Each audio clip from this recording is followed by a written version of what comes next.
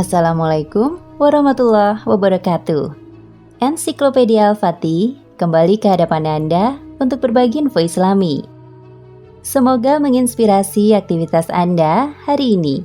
Dan jangan lupa klik tombol subscribe dan aktifkan notifikasi tombol lonceng agar tidak tertinggal berita terbaru dari Ensiklopedia Al-Fatih.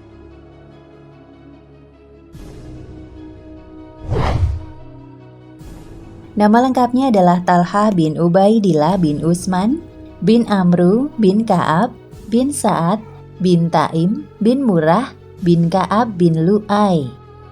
Ibunya bernama As-Sa'bah binti Abdullah bin Abbad bin Malik, saudara perempuan Al-A'la bin Al-Hadrami. Wanita ini telah menyatakan dirinya sebagai seorang muslimah.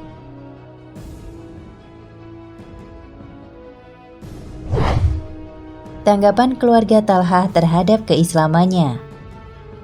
Bagi keluarganya, masuk Islamnya Talha bin Ubaidillah bagaikan petir di siang bolong. Keluarganya dan orang-orang satu sukunya berusaha mengeluarkannya dari Islam. Mulanya dengan bujuk rayu, namun karena pendirian Talha bin Ubaidillah sangat kokoh, mereka akhirnya bertindak kasar. Siksaan demi siksaan mulai mendera tubuh anak muda yang santun ini. Sekelompok pemuda menggiringnya dengan tangan terbelenggu di lehernya. Orang-orang berlari sambil mendorong, memecut, dan memukuli kepalanya. Dan ada seorang wanita tua yang terus berteriak mencaci maki Talha bin Ubaidillah, yaitu ibunya, Sabah binti Hadrami, saudara dari seorang sahabat Rasulullah SAW, Ala bin Hadrami. Walau disakiti dan dipermalukan oleh orang yang sangat dicintai dan dihormatinya, keyakinan dan keimanannya tidak bergeming. Bagaimanapun juga Allah Subhanahu wa Ta'ala dan Rasulullah SAW lebih dicintainya daripada ibu dan sanak keluarganya yang lain. Talha bin Ubaidillah termasuk dalam Asabiqunal Awalin, kelompok yang pertama memeluk Islam. Ia juga salah satu dari 10 sahabat yang memperoleh berita gembira masuk surga ketika hidupnya. 9 lainnya adalah 4 Khulafaur Rasyidin, Abdurrahman bin Auf, Sa'ad bin Abi Waqqas, Sa'id bin Zaid, Zubair bin Awam, dan Abu Ubaidah bin Jarrah.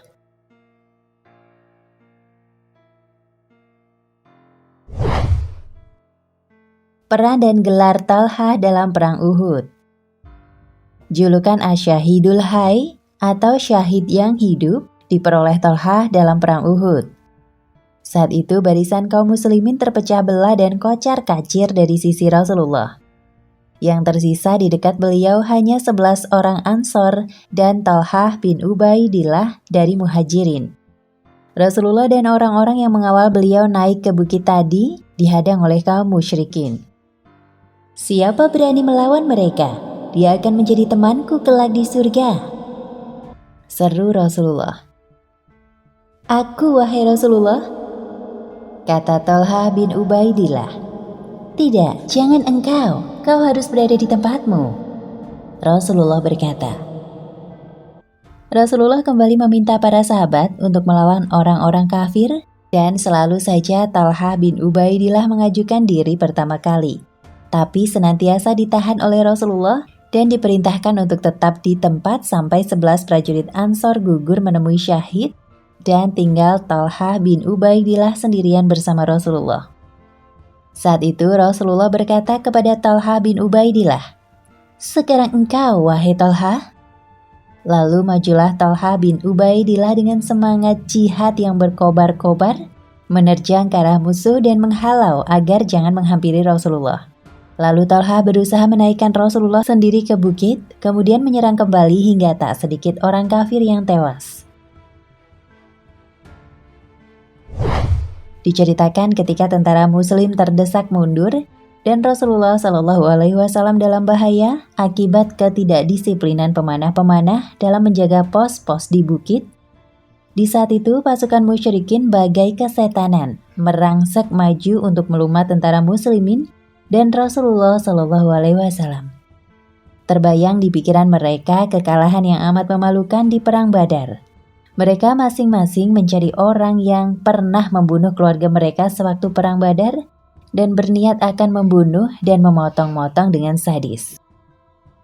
Semua musyrikin berusaha mencari Rasulullah Shallallahu Alaihi Wasallam.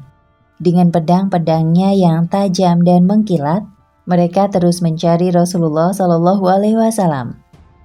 Tetapi pasukan muslimin dengan sekuat tenaga melindungi Rasulullah Shallallahu Alaihi Wasallam, melindungi dengan tubuhnya dengan daya upaya. Mereka rela terkena sabetan, tikaman pedang dan anak panah. Hati mereka berucap dengan teguh, "Aku korbankan ayah ibuku untuk engkau ya Rasulullah."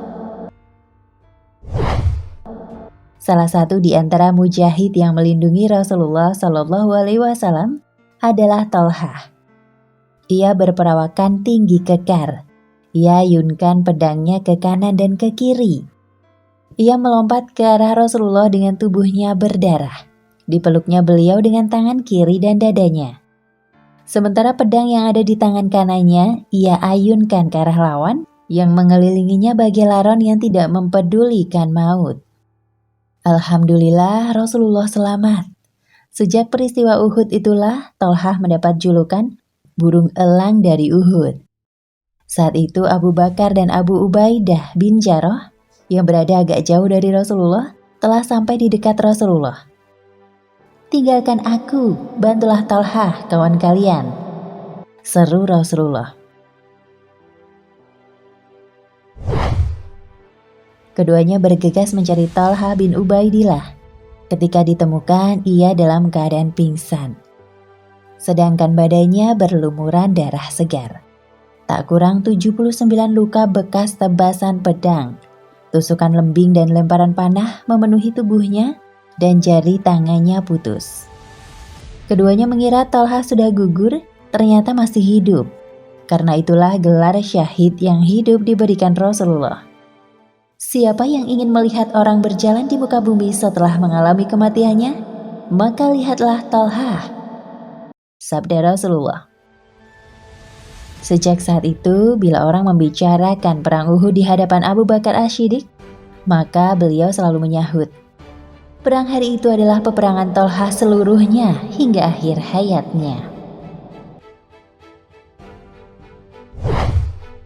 Wafatnya Thalhah bin Ubaidillah. Berlalulah waktu, Rasulullah wafat dan digantikan Abu Bakar. Abu Bakar wafat dan digantikan oleh Umar.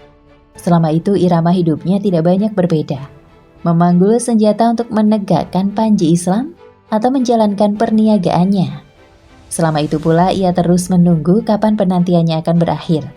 Kapan syahid yang berjalan di muka bumi, yakni dirinya, sebagaimana disebut Rasulullah SAW, akan menjadi benar-benar syahid. Thalhah akhirnya menemui syahidnya di Perang Jamal di masa Khalifah Ali bin Abi Thalib. Ironinya dalam peperangan tersebut, ia bersama Zubair bin Awam dan Ummul Mukminin Aisyah memimpin pasukan dari Basrah untuk melakukan perlawanan kepada Ali bin Abi Thalib dengan dalih menuntut balas kematian Utsman. Ada perbedaan pendapat tentang syahidnya Thalhah. Satu riwayat menyebutkan, ketika pertempuran mulai berlangsung dan dari kedua pihak berjatuhan korban tewas, Ali menangis dan menghentikan pertempuran. Padahal saat itu posisinya dalam keadaan menang. Ali meminta kehadiran Thalhah dan Zubair untuk melakukan islah.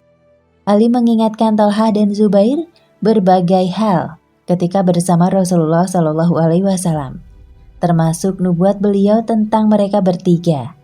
Thalhah dan Zubair menangis mendengar penjabaran Ali dan seolah diingatkan akan masa-masa indah bersama Rasulullah SAW. Apalagi saat itu mereka melihat Ammar bin Yasir ikut bergabung dalam pasukan Ali. Masih jelas terngiang di telinga mereka sabda Nabi SAW ketika kerja bakti membangun Masjid Nabawi. "Aduhai Ibnu Sumayyah, yakni Ammar bin Yasir, ia akan terbunuh oleh kaum pendurhaka." Kalau terus memaksakan pertempuran ini, Jangan-jangan mereka menjadi kaum pendurhaka tersebut. Talha dan Zubair memutuskan untuk menghentikan pertempuran dan ia menyarungkan senjatanya. Kemudian berbalik menemui pasukannya. Tetapi ada anggota pasukan yang tidak puas dengan keputusan ini dan mereka memanah dan menyerang keduanya hingga tewas. Sebagian riwayat menyebutkan penyerangannya dari pasukan Ali. Riwayat lain dari pasukan Basrah sendiri. Wallahu a'lam. Nah, pemirsa Ensiklopedia Al-Fatih, sampai di sini perjumpaan kita kali ini. Semoga menginspirasi.